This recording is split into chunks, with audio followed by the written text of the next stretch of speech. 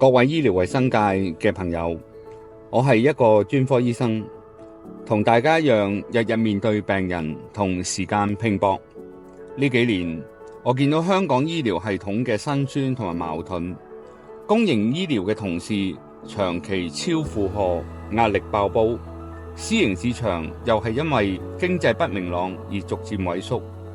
大家都努力，但係越做越難。政府開支每年超過1000億，但係前線仍然苦不堪言。醫療唔應該係政府嘅開銷同埋負擔，而應該係一個有生命、有前景嘅產業，一個讓專業被尊重，讓年輕新一代有希望，讓香港可以再次自豪嘅產業。我深信醫療嘅核心最重要嘅係人，係你，係我。係每一位用愛心去守護生命嘅專業同工。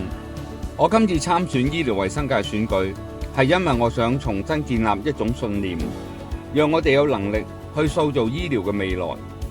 我要喺立法會為大家爭取更公平嘅制度、更長遠嘅發展方向，讓每位從業員都能夠安心地喺香港紮根。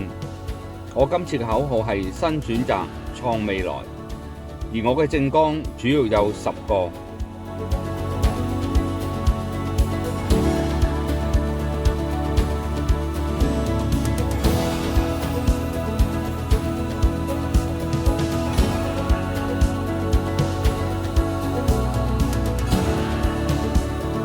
如果你哋希望改變，今次一定要出嚟投票。你哋嘅一票係讓自己嘅專業有更好嘅未來。大家好，各位醫療衛生界嘅同業，我係今屆立法會候選人梁麗賢醫生。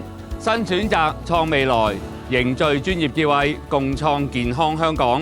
喺呢度，我好希望大家12月7日出嚟投票支持我，用選票去改變，踏出第一步，讓我哋用愛同埋專業創造健康嘅香港。